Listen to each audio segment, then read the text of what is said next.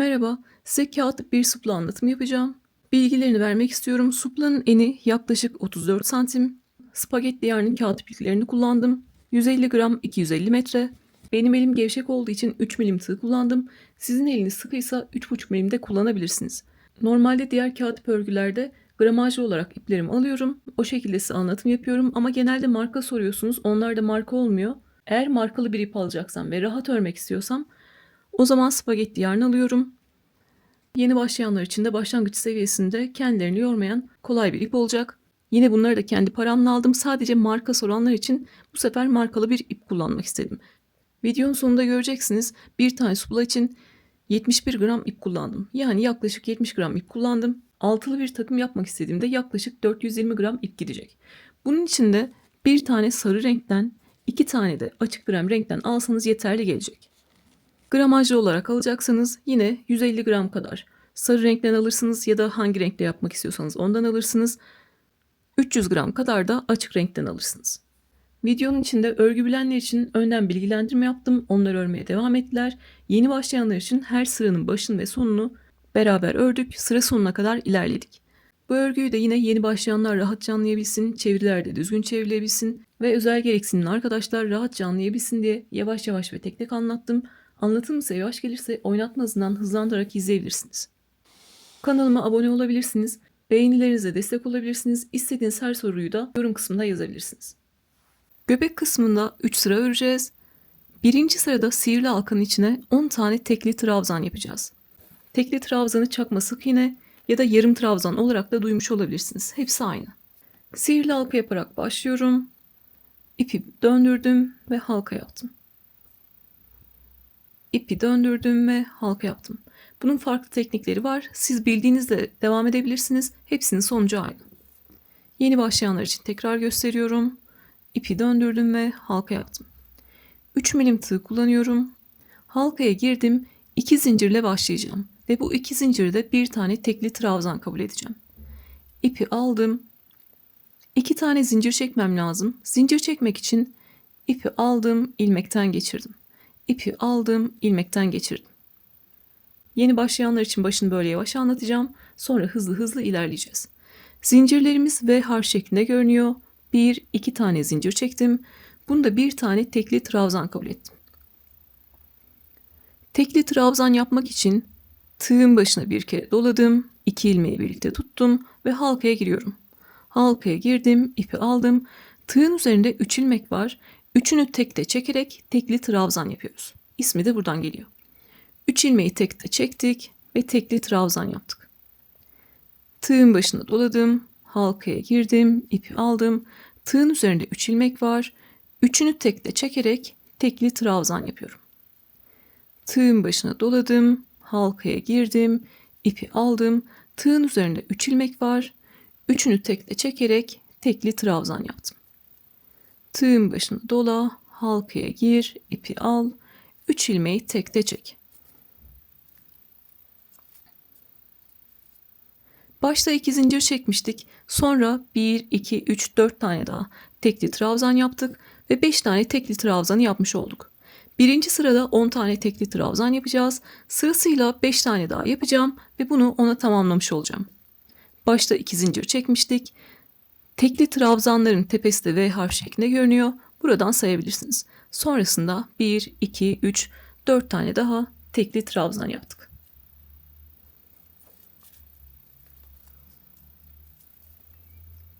Artık tekli trabzan yapmayı öğrendik.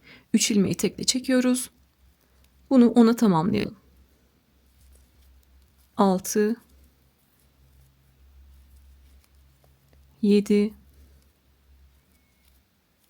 8 9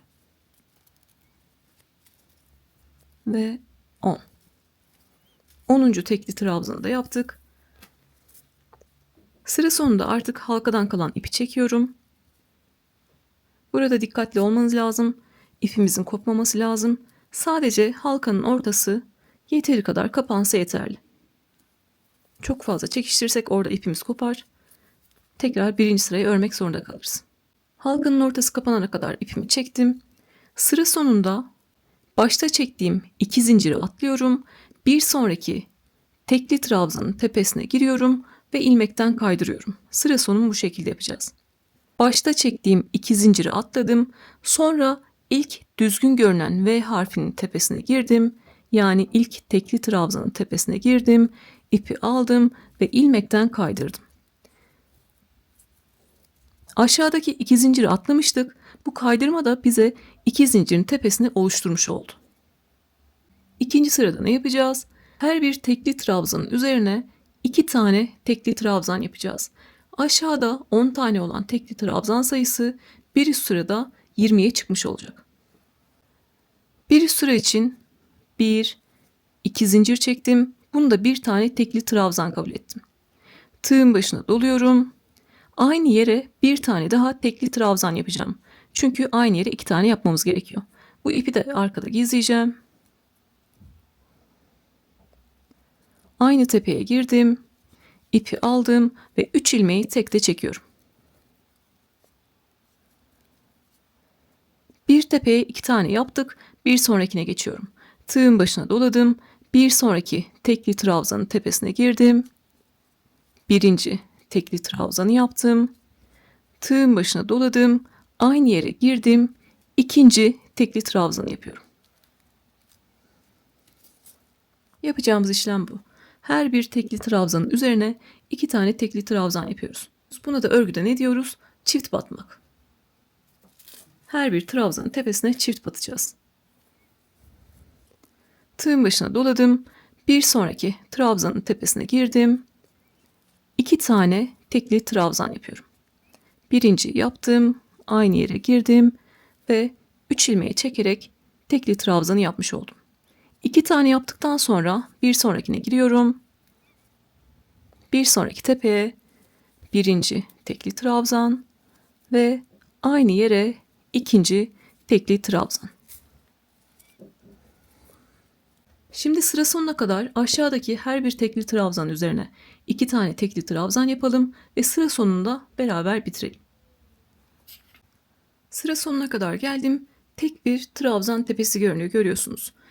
Zincirin dibindeki V harfini görüyorsunuz. En son orası kaldı. Şimdi oraya kadar 18 tane tekli trabzanınız olmalı. Sayıyorsunuz, 2 zincirde sayıyorsunuz. 1, 1, 2, 3, 4, 5, 6, 7, 8, 9, 10, 11, 12, 13, 14, 15, 16, 17, 18. 18 tane tekli trabzanı yaptık. Tığın başına doladım. En son tepeye giriyorum. Birinci tekli trabzan ve aynı yere giriyorum. İkinci tekli trabzan. Toplam 20 tane yapmış olduk. Sıra sonumuz yine değişmiyor. 2 zinciri atlayacağız. Bir sonraki tekli trabzanın tepesine ilmek kaydıracağız. 2 zinciri atladım. Bir sonraki tekli trabzanın tepesine giriyorum. İpi aldım ve ilmekten kaydırdım. İkinci sırayı da bu şekilde bitirmiş olduk. Gövde kısmı aslında yuvarlak bir taban. Yuvarlak taban mantığında büyüteceğiz. İkinci sırada hepsine çift batmıştık. Üçüncü sıradaki artırmamız nasıl? Bir çift, bir tek yapacağız. Bir tane trabzanın tepesine gireceğiz. 2 tane tekli trabzan yapacağız. Bir sonrakine gireceğiz. Sadece bir tane tekli trabzan yapacağız. Burada da görüyorsunuz. Çift battım, tek battım. Çift battım, tek battım. Bu sayede 30 tane tekli trabzana ulaşmış olacağız. Üçüncü sırada yine 1, 2 zincir çekiyorum. Bunda bir tane tekli trabzan kabul ettim. Tığın başına doladım. Aynı yere giriyorum. Bir tane tekli trabzan yapıyorum. Ne demiştim? Bir çift yapacağız, bir tek yapacağız. Çiftle başladık. Bir sonrakine geçiyorum. Bir sonraki trabzanın tepesine girdim ve bir tane tekli trabzan yaptım. Bir sonrakinin tepesine giriyorum. 2 tane tekli trabzan yapıyorum. Yani çift batıyorum. Birinci tekli trabzan ve aynı yere ikinci tekli trabzan.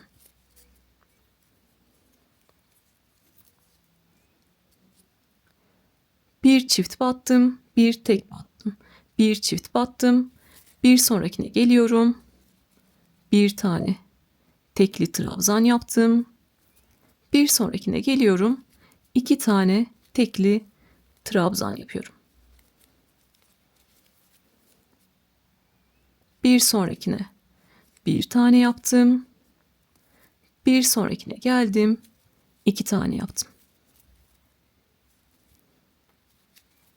Bu bizim son sıramız. Elimizle yine düzelttik. Çiftle başlamıştık. Bu şekilde bir çift bir tek olarak devam ediyoruz. Yuvarlak tabanlarda mantık nedir? Örgü kendisini tamamlar. Çiftle başladıysak, bir çiftle başladıysak sıra sonunda bir tekle bitmemiz gerekiyor. Sıra sonuna kadar devam edelim.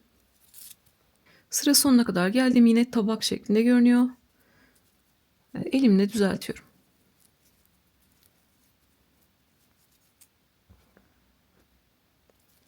Sıra sonunda en son bir tane çift yaptım. Tekle bitmem gerekiyor. Zaten bir tane tepe noktam kaldı.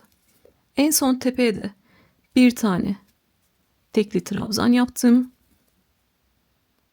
Sıra sonunda 2 zinciri bırakıyorum. Bir sonraki tekli trabzanın tepesine girdim. İpi aldım ve kaydırdım. Burada bir zincir çekiyorum. Yeteri kadar ip bırakıp kesiyorum. Artık gövde kısmını bitirdik.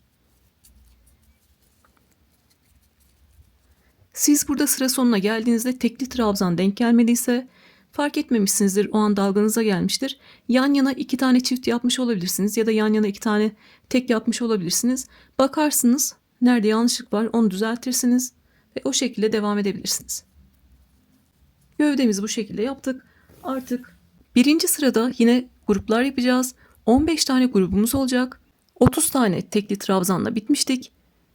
Arada bir tane tekli trabzan atlayacağız. Bu sayede 15 tane grubumuza ulaşmış olacağız. İkili trabzan demek de 2 kere de çıktığımız bir trabzan demek. İsmi de oradan geliyor. Öncelikle bir zincirle bir ilmek oluşturacağım. Sihirli halka yapar gibi ipimi döndürdüm. 3 milimle girdim. İpi aldım. Ve bir zincirle bir ilmek oluşturmuş oldum. Burada sıkıladım.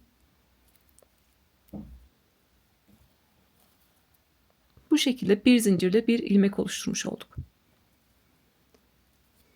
Sonraki sıralarda ikili trabzan öreceğim için ne yapıyorum? Tığın başına bir kere doladım. 2 ilmeği birlikte tuttum. Burada kaydırıp ipimizi kesmiştik. O tepeyi atlıyorum. Bir sonraki düzgün görünen tepeye V harfine giriyorum ve oradan ikili trabzan örmeye başlıyorum. Tepeye girdim, ipimi aldım. Tığın üzerinde 3 ilmek var. İpi de arada gizleyeceğim. Tığın üzerinde 3 ilmek var. Bu sefer 2 ilmeği birlikte alacağız. 2 ilmeği birlikte aldım. 2 ilmeği birlikte aldım. İkili trabzan demek, 2 kere de çıktığımız bir trabzan demek. Tığın başına doladım, aynı yere girdim, ipi aldım. Tığın üzerinde 3 ilmek var. İpi de arada gizleyeceğim. 2 ilmeği birlikte alıyorum. Bir üst sıralarda aynı renkte çıkacaksak ne yapıyoruz? Başlangıçta yarım şekilde başlıyoruz. Sıra sonunda burayı tamamlıyoruz. Aynı renkle devam edeceğimiz için, ipimizi koparmayacağımız için ne yapacağız? Başlangıçta sadece 2 tane ikili trabzanla başlayacağım. Bir diğer tepeye geçeceğim. Sıra sonunda burayı tamamlayacağız. Her sırada aynı işlemi yapacağız. Bunu altıgen hırkalarda da yapıyoruz. Aynı renkte bir üst sıraya çıktığımız motiflerde de yapıyoruz. Burada ilmekten kalan ipi kesiyorum.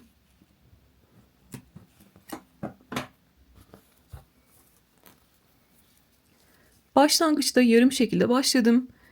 Tığın başına doladım. Bir sonraki tekli trabzanın tepesine atlıyorum. İkincinin tepesine girdim. İpi aldım. Tığın üzerinde 3 ilmek var. İkisini birlikte alarak ikili trabzan yapıyorum. Tığın başına doladım. Aynı yere girdim. İpi aldım. 2 ilmeği birlikte aldım. Ne elimden geçen ipi sıkıyorum, ne tığ sıkıyorum. Gevşek gevşek örüyorum. Arada bir zincir çektim. Aynı yere tekrar giriyorum. 2 tane daha ikili trabzan yapıyorum. Artık tam şekilde öreceğiz. Birinci ikili trabzanı yaptım ve aynı yere girdim. ikinci ikili trabzan yaptım. Gördüğünüz gibi burada yarım şekilde başladık. Sonra tam şekilde devam edeceğiz. Yapacağımız işlem örgü bilenler için söylüyorum.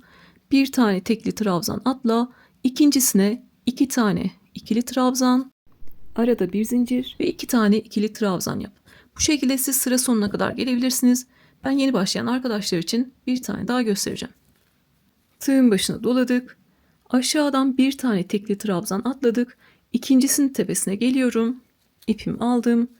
2 ilmeği birlikte alarak birinci ikili trabzanı yaptım. Tığın başına doladım. Aynı yere girdim. İpi aldım. İkinci ikili trabzanı yaptım. Arada bir zincir çekiyorum. Tığın başına doladım ve aynı yere 2 tane daha ikili trabzan yapıyorum. Birinci ikili trabzan ve aynı yere ikinci ikili trabzan.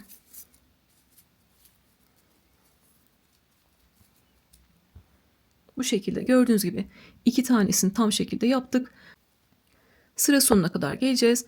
Yarım başladığımız yeri beraber bitireceğiz. Sıra sonuna kadar geldim. Her sırada ne yapıyoruz?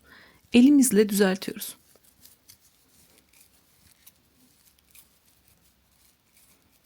Bu şekilde elimle düzelttim. Başlarken yarım şekilde başlamıştık. Sonrasında sayıyoruz. Arada 14 tane tam şekilde yaptığımız grup olmalı. 1, 2, 3, 4, 5, 6, 7, 8, 9, 10, 11, 12, 13, 14. En son 14.'ü de yaptınız ve sıra sonuna kadar geldik. Zaten arada bir tane tepe kaldı, onu atlamamız gerekiyor. Tığın başına doladım. Sıra sonlarında ne yapacağız? Başladığımız tepeye giriyoruz.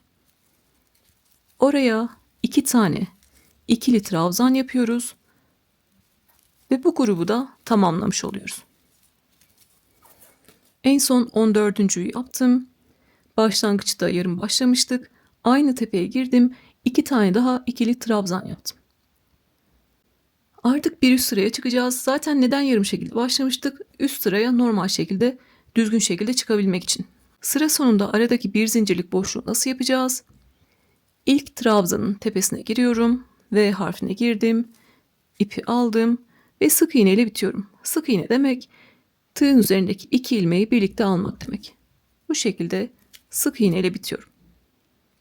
Bu şekilde aradaki bir zincirlik boşluğu da oluşturmuş olduk. Artık ikinci sıraya geçtik. İkinci sırada da yapacağımız işlem değişmeyecek. 2 tane ikili trabzan, arada bir zincir ve aynı yere 2 tane ikili trabzan yapacağız. Başlangıcımız da değişmiyor, sonumuz da değişmiyor. Başlarken yarım şekilde başlayacağız. Sıra sonunda buradaki boşluğu tamamlayacağız. Grubumuzu tamamlayacağız. Başlarken 3 zincir çekiyorum. Bunu da bir tane ikili trabzan kabul ediyorum. 1, 2, 3 zincir çektim. Tığın başına doladım. Buradaki boşluğa giriyorum. Bir tane ikili trabzan yapıyorum.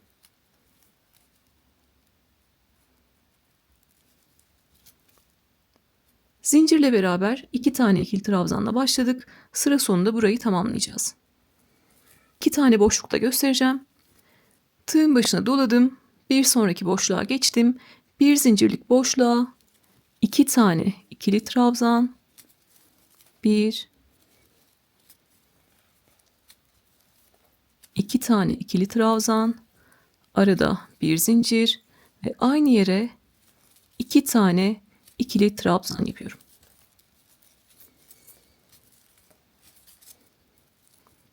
Bir alt sıradaki işlemimizi aynı tekrarlıyoruz. Sadece burada battığımız yer farklı. Bir zincirlik boşlukları batıyoruz. İşimiz aslında daha kolay.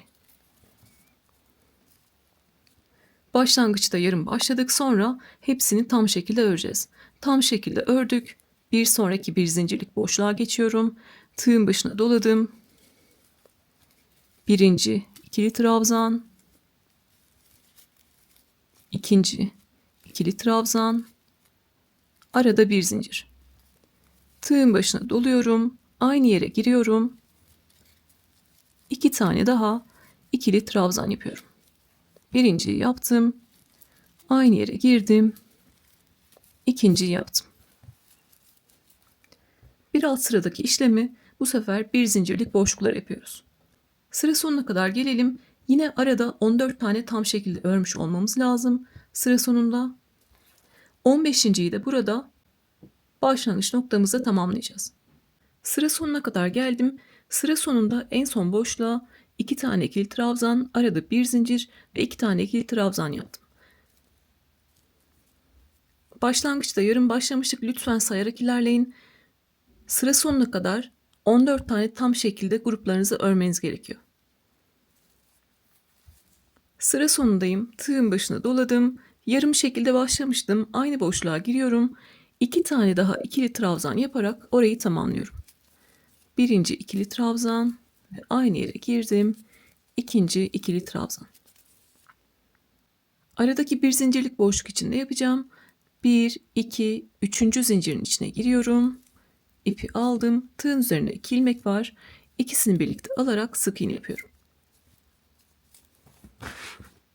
Birinci sırayı yaptık. İkinci sırayı yaptık. Şimdi üçüncü sıraya geçtik.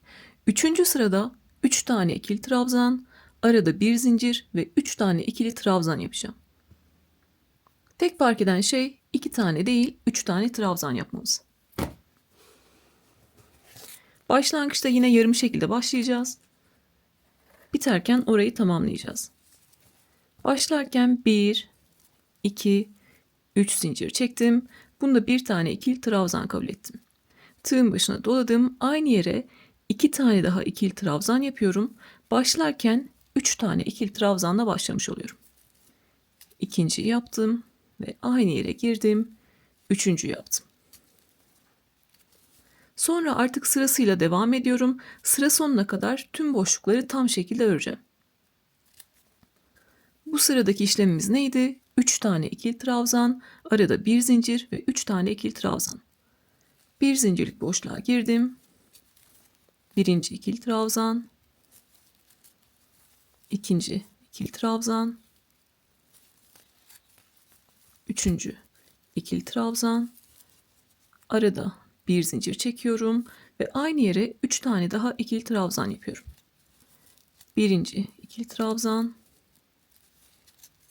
ikinci ikili trabzan ve aynı yere giriyorum. Üçüncü ikili trabzan yapıyorum. Başlangıcımız bu şekilde. Yine bir zincirlik boşluklara 3 tane ikili trabzan, arada bir zincir, 3 tane ikili trabzan yapalım ve sıra sonuna kadar gelelim. Son boşluğumuzu örelim. Sıra sonunu yine beraber yapalım. Sıra sonuna kadar geldim. Yine elimle düzeltiyorum. Bu şekilde tepeleri açalım ve örgümüz düzelsin.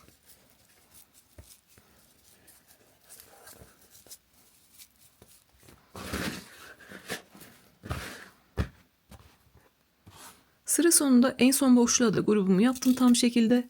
Sıra sonunda yarım şekilde başladığımız yeri tamamlıyoruz. Tığın başına doladım. Burada yarım olarak başladığım yere giriyorum. 3 tane ikili trabzan yapıyorum. 1, 2 ve 3. 3 tane ikili trabzan yaptım. Sıra sonunda yine 1, 2, 3. zincirin içine giriyorum. İpi aldım ve sık iğne ile bitiyorum. Artık 4. sıradayız. 4. sırada yine 3 tane ikili trabzan yapacağız. Ama bu sefer arada 2 zincir çekeceğiz. Bir üst sırada trabzan sayısını artıracağız. O yüzden arada 2 zincir çekeceğiz. Orijinal görselini de paylaşırım. Orada da fark edersiniz zaten buradaki boşluklar küçükken sonraları artık boşluklarımız daha büyük. Yine burayı yarım şekilde başlıyorum. 3 zincir çekeceğim ve aynı yere 2 tane daha ikili trabzan yapacağım. 1, 2, 3 zincir çektim. Tığın başına doladım. Buradaki boşluğa 2 tane daha ikili trabzan yapıyorum. Ve toplam 3 tane ikili trabzanla başlamış oluyorum. Sonrasında yapacağımız işlem trabzan sayımız değişmiyor. Sadece aradaki zincir sayımız 2'ye çıktı. Bir zincirlik boşluğa girdim. 1, 2 ve üçüncü ikili trabzanı yaptım. Bu sefer arada 2 zincir çekiyorum. 1, 2 zincir çektim ve aynı yere 3 tane daha ikili trabzan yapıyorum. 1, 2 ve 3. Sıra sonuna kadar tüm bir zincirlik boşluklara 3 tane ikili trabzan, arada 2 zincir ve 3 tane ikili trabzan yapacağız. Yine sıra sonuna kadar gelelim. Sıra sonunda bitişimizi beraber yapalım ve bir üst sıraya çıkalım. Sıra sonuna kadar geldim. En son boşluğa da 3 tane ikili trabzan, arada 2 zincir ve 3 tane ikili trabzan yaptım. Tığın başını doluyorum ve başlangıçtaki yarım başladığımız yeri tamamlıyoruz. Buraya da 3 tane ikili trabzan yapıyorum. 1, örgümüz büyüdüğü için biraz zor oluyor. İkinci ikili trabzan ve aynı yere giriyorum. Üçüncü ikili trabzan yapıyorum. Burada aradaki 2 zincirlik boşluğu verebilmek için tığın başına bir kere doladım. 1, 2, 3. zincirin içine girdim. İpimi aldım. Yine gövdede olduğu gibi tekli trabzanla biteceğim. 3 ilmeği tekli çekerek tekli trabzanla bitiyorum. Bu şekilde gördüğünüz gibi boşluğumuz daha büyük oldu. 5. sırada artık trabzan sayımız 4'e çıkacak. Yapacağımız işlem 4 tane ikili trabzan, arada 2 zincir ve 4 tane ikili trabzan yapacağız. Örgüyü bilenler yarım şekilde başlasınlar ve sıra sonuna kadar gelsinler. 5. sıra için 3 zincir çekerek başlıyorum. 1, 2, 3 zincir çektim ve aynı yere 3 tane daha ikili trabzan yapıyorum. Böylece başlarken 4 tane ikili trabzanla başlamış oluyorum.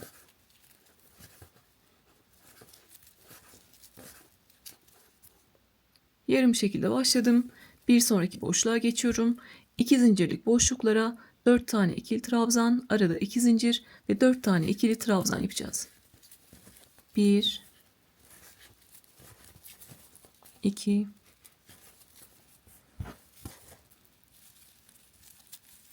3,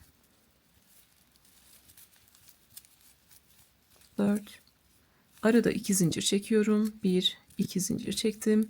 Ve aynı yere 4 tane daha ikili trabzan yapıyorum. Bu şekilde her bir 2 zincirlik boşluğa 4 tane ikili trabzan, arada 2 zincir ve 4 tane ikili trabzan yapalım. Ve sıra sonuna kadar gelelim. Sıra sonunda bitişimizi yapalım. Artık açık krem renkle en son sıramızı yapacağız.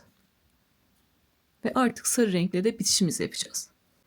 5. sırada da sıra sonuna kadar geldik. 4 tane ikili trabzan, arada 2 zincir ve 4 tane ikili trabzan yapmıştık. Şimdi sıra sonunda ne yapıyoruz? Burayı tamamlıyoruz. Tığın başına doladım. 2 zincirlik boşluğa giriyorum ve 4 tane daha ikili trabzan yapıyorum. 1, 2, 3 ve 4. 4 tane ikili trabzan yaparak burayı tamamladık. Sıra sonunda ne yapıyorum? 2 zincire ulaşmak için tığın başına doladım. 3. zincirin içine giriyorum. İpi aldım. Tığın üzerine 3 ilmek var. Üçünü birlikte çekerek tekli trabzanla bitiyorum. 5. sırayı da tamamladık. Artık 6. sıraya geçiyoruz. Son sırada 2 zincirlik boşlukların içinde 8 tane ikili trabzan var. Boşluklara 8 tane ikili trabzan yapacağız. Sonrasında artık arasındaki kısımları öreceğimiz için hem de buradaki 4 tane ikili trabzanı kasma olmadan geçebilmek için arada bir zincir çekeceğiz. Aşağılarda çekmemiştik. Son sırada arada bir zincir çekeceğiz. Başlarken yine yarım şekilde başlıyorum. Sıra sonunda burayı tamamlayacağım. 1, 2, 3 zincir çektim. Tığın başına doladım. Aynı yere 3 tane ikili trabzan yapıyorum. 1,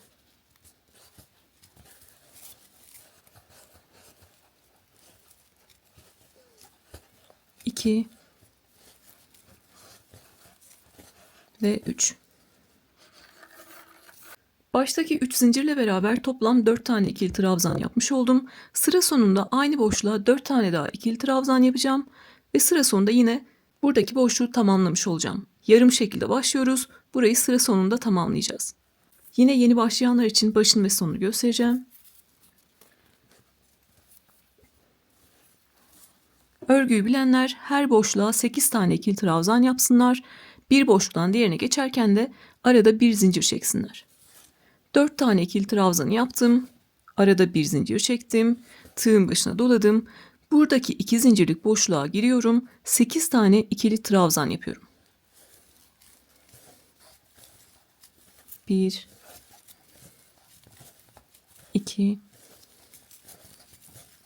3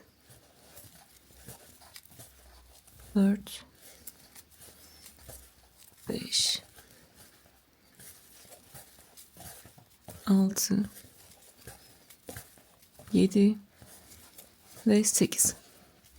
Gördüğünüz gibi 8 tane ikili trabzan yaptım. Sıra sonuna kadar bir boşluktan diğerine geçerken arada bir zincir çekelim ve 2 zincirlik boşluklara 8 tane ikili trabzan yapalım.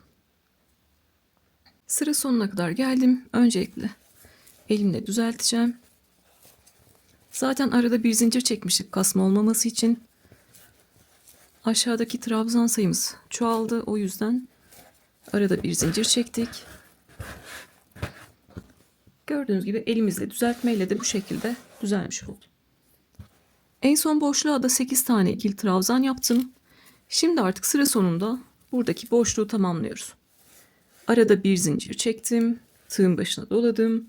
Ve 2 zincirlik boşluğa 4 tane daha ikili trabzan yapıyorum. 1 2 3 ve 4. 4 tane ikili trabzan yaptım. Artık sıra sonunda yeteri kadar ip bırakıp kesiyorum. Düzgün bir bitişle biteceğiz. Daha küçük bir tığ numarası alıyorum. Düzgün bitişten kastım, görüyorsunuz trabzan tepeleri V harfi şeklinde görünüyor. Bir tane daha V harfi oluşturacağız. Burada nasıl 8 tane V harfi görünüyorsa burada da sırasıyla 8 tane V harfi görünecek. Hem görünümü eşitleyeceğiz hem sayıyı eşitleyeceğiz.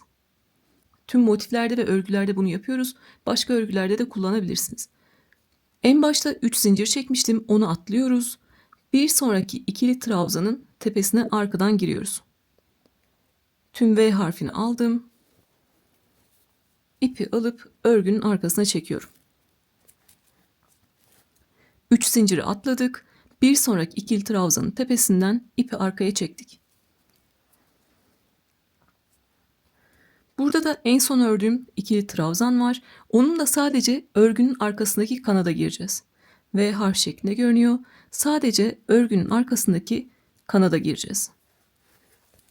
İpi aldım ve örgünün arkasına çektim. Gördüğünüz gibi bir tane daha trabzan tepesi oluşturmuş olduk. 1, 2, 3, 4, 5, 6, 7 ve 8. Hem tüm görünümü eşitledik, hem sayıyı eşitledik, hem de 3 zincir atlayarak 3 zincirin tepesini V harf şeklinde oluşturmuş olduk. Şimdi ipimi arkada gizliyorum. Öncelikle burada bir zincirle sabitleyeceğim ki kullandığımda sökülmesin. Bu şekilde bir ilmek oluşturdum. İpi aldım ve ilmekten geçirdim. Yani bir zincirle buraya sabitledim. Sonra dışarıda kalan ipi örgünün arkasına gizliyorum. Bu düzgün bitiş tüm motiflerde çok önemli. Karşılıklı motifleri birleştirdiğimizde tüm tepelerin aynı sayıda olması gerekiyor. O yüzden düzgün bitiş yapıyoruz.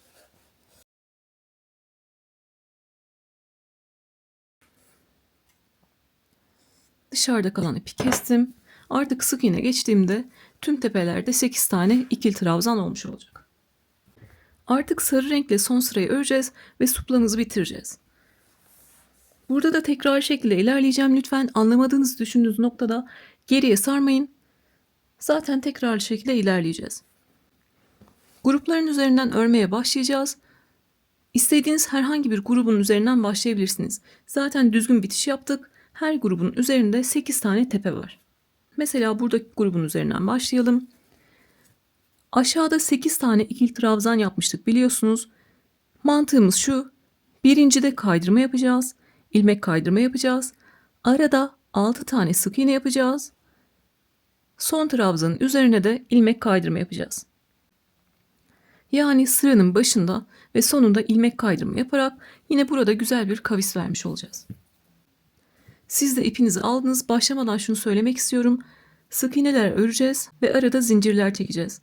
Sık iğne örme bir toparlama yöntemidir. Biliyorsunuz örgünün sonunda sık iğne geçerek örgümüzü toparlıyoruz. Siz burada elinizi sıkı tutarsanız örgünüzde kasma olacaktır. Biraz sonra onu da göstereceğim. Bu şekilde içe doğru çekilmeler olacaktır. Eli sıkı olan arkadaşlar bunu kontrol edemezler. Hepimizin elinin sıkılığı, gevşekliği farklı, örme şekli farklı. 3 milim kullanıyorsanız bu aşamada 3,5 milim kullanabilirsiniz. Ya da şu an elinizde hangi tığ numarası varsa onun yarım milim üstünü kullanabilirsiniz. Kasma bu noktada el ütüsüyle ya da ütüyle düzelebilecek bir şey değil. Lütfen ya elinizi gevşek tutun ya da yarım milim büyüğüyle örün. İpimi aldım. İlk ikili trabzanın tepesinden kaydırarak başlıyorum. İpimi aldım ve tepeden kaydırdım. Burada ilmekten kalan ipi arada gizleyeceğiz. Onu da böyle arkaya aldım. İlk ikili trabzanın tepesine ilmeğimizi kaydırdık. Arada 6 tane sık iğne öreceğiz. Sırasıyla ikili trabzanların tepesine giriyorum ve sık iğne örüyorum. Sık iğne örmek için tığın başına dolamıyoruz. Bir sonraki ikili trabzanın tepesine girdim. V harfine girdim. İpi aldım. Tığın üzerinde 2 ilmek var. İkisini birlikte alarak sık iğne ördüm. Bir sonraki trabzanın tepesine girdim. İpi aldım. Tığın üzerinde 2 ilmek var. İkisini birlikte alarak sık iğne ördüm. Gevşek gevşek örüyorum. Buradan geçen ipi sıkmıyorum. Bir sonraki trabzanın tepesine girdim. 2 ilmeği birlikte aldım. Sık iğnelerin gövde kısmı da V harf şeklinde görünüyor. 1, 2, 3 tane sık iğne yaptık. Bir sonrakine girdim. Dördüncüyü yaptım. Bir sonrakine girdim. Beşinciyi yaptım. Ve bir sonrakine giriyorum. Altıncıyı yapıyorum. Elimle bu şekilde düzleştirdim. Başta kaydırmayla başlamıştık. Arada 6 tane sık iğne yaptık. Sıra sonunda ne yapıyorum? İlmek kaydırıyorum. Bir sonraki trabzanın tepesine girdim. İpi aldım ve ilmekten kaydırdım. Bekleyen ilmekten kaydırdım. Gruplarımızın tepesinde bu şekilde çalışacağız. Her grubun üzerinde başta ve sonda ilmek kaydıracağız. Arada 6 tane sık iğne yapacağız. Şimdi birinci trabzanın üzerinde ipimizi çektik. Orada kaydırmayla başlamış olduk. Arada 6 tane sık iğne yaptık. En son ikili trabzanın tepesine de ilmek kaydırdık. Şimdi yukarıdan aşağıya doğru buradaki boşlukları kullanarak 2 zincirle kaydırmalar yapacağız. Burada da size bir detay söyleyeceğim. Siz de ona göre devam edeceksiniz. En son trabzanın üzerine ilmek kaydırdık. Gevşek şekilde 2 zincir çekiyorum. Ve bir boşluktan girip diğerinden çıkacağım. Bir boşluktan girdim. Diğerinden çıktım. İpi aldım ve ilmekten kaydırıyorum. 2 zincir çek, ilmekten kaydır. 2 zincir çek, ilmekten kaydır. 1 2 zincir çektim. Bir sonraki boşluktan girdim. Diğer boşluktan çıktım. İpimi aldım ve ilmekten kaydırıyorum. 1 2 zincir çektim. Bir sonraki boşluktan girdim. Diğerinden çıktım ve ilmekten kaydırdım. Burada size detayı göstereceğim. Benim elim normalde gevşektir. Burada da özellikle gevşek tuttum ki herhangi bir kasma olmasın. Gördüğünüz gibi kasma var gibi duruyor. Elimle bu şekilde yine el ütüsü yapacağım. Düzelteceğim.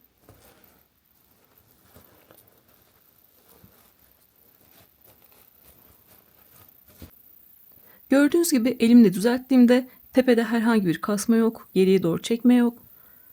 Şimdi siz burada elinizle düzleştirdiğiniz halde burada bir çekme yapıyorsa buradaki gruplar arada çektiğiniz zincirler birbirine yaklaşıyorsa demek ki kasma var demektir. Sayının herhangi bir önemi yok. Ben burada 2 zincir çektim diye 2 zincir çekmek zorunda değilsiniz. Sizin eliniz daha sıkıdır. Siz 3 zincirle geçebilirsiniz. Buradaki mantığımız şu. Arada kasma olmayacak. İstediğimiz sayıda zincir çekebiliriz. 2 tane de olabilir, 3 tane de olabilir. Önemli olan bu şekilde elimize düzleştirdiğimizde kasma olmasın.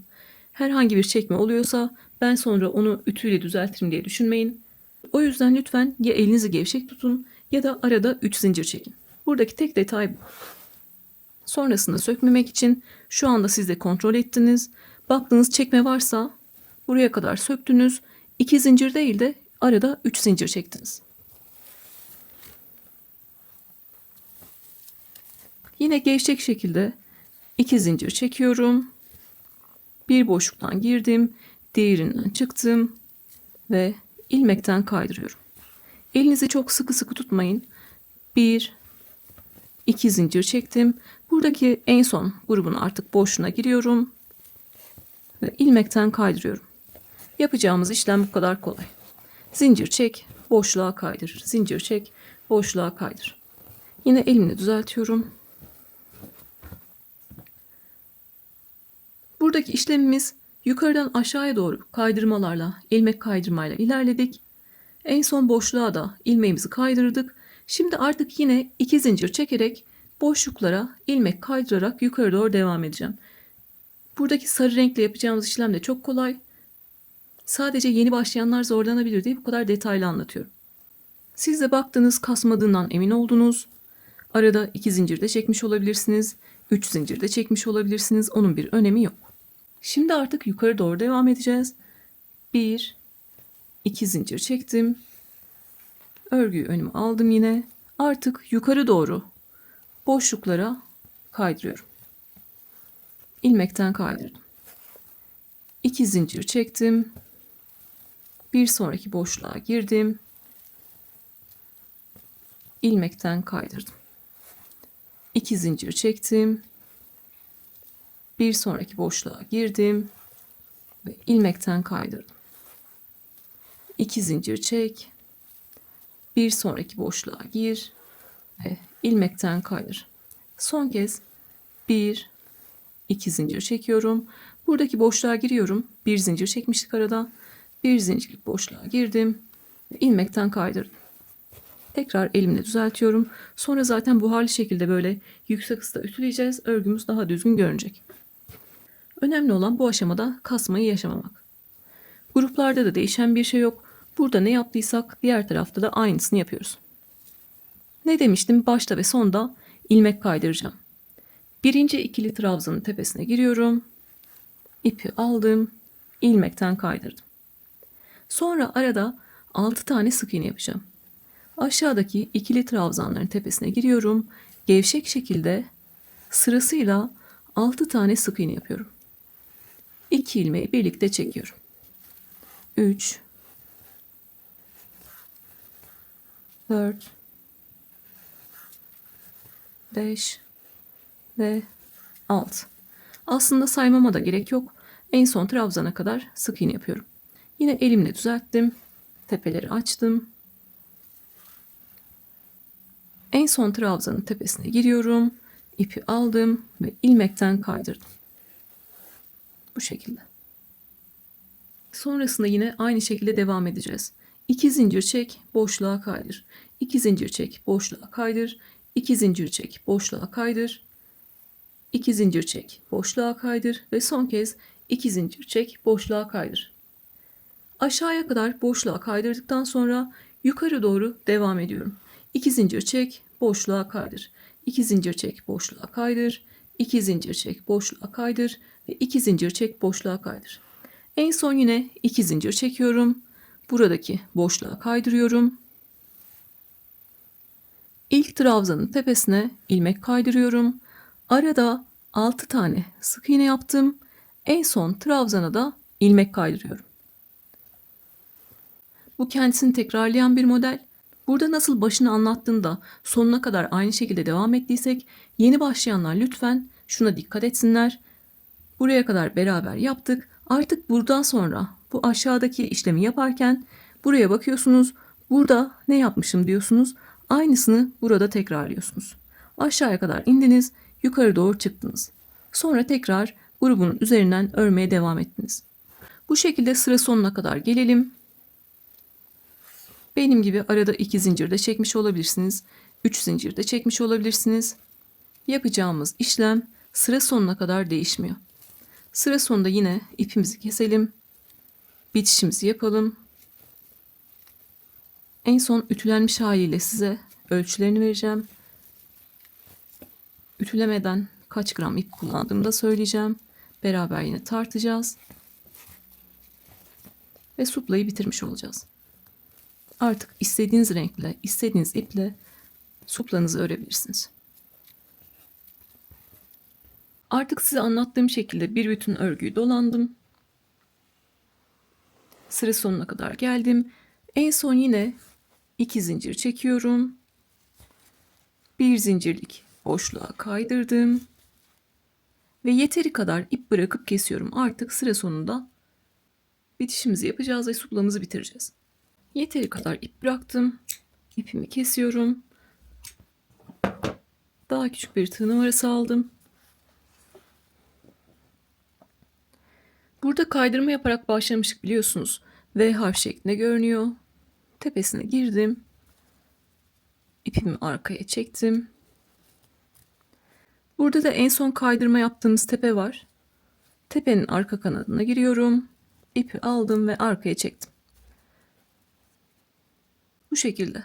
Artık kalan ipimizi de arkada gizleyelim.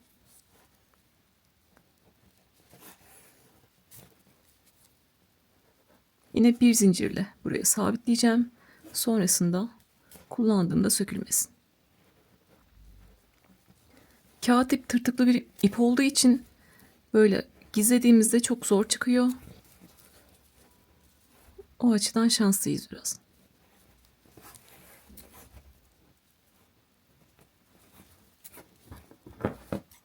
Dışarıda kalan ipi kestim.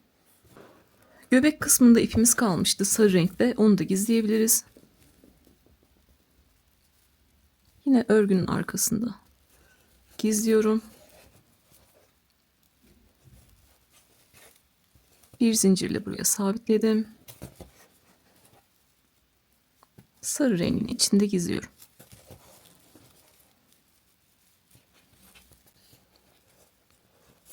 Son bir işlemimiz kaldı. Orada da artık ütüleyeceğim ve son halini göreceğiz. Aslında öncesinde ütülemeden önce kıvırışıkken tartalım ne kadar ip kullanmışız. 6 tane yaparsanız kaç tane ip gidecek? Kaç gram ip gidecek?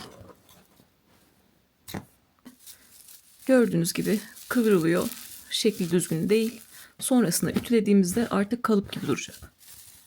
Tartımız hazır. Üzerine koyuyorum. 71 gram ip kullanmışım. Tekrar koyuyorum. 71 gram ip kullanmışım. Şimdi artık ütüleyeceğim. Ütülerken de örgünün ters tarafından ütüleyeceğim. Ütülenmiş haliyle de böyle görünüyor. Arka tarafından bastırarak ütüledim. Ön tarafında da buradaki kısımlar açılsın, daha düzgün görünsün diye uç kısımlarını da ütü geçtim. Yapısı da ütülendikten sonra yapısı da bu şekilde. Ütüleme ile beraber genişliği de yaklaşık 34 santim kadar. Bu da bir supla için yeterli. Elimden geldiğince tüm detaylarıyla anlatmaya çalıştım. Aklınıza takılan yerler olursa sorabilirsiniz. Bir sonraki videoda görüşmek üzere. Kendinize iyi bakın.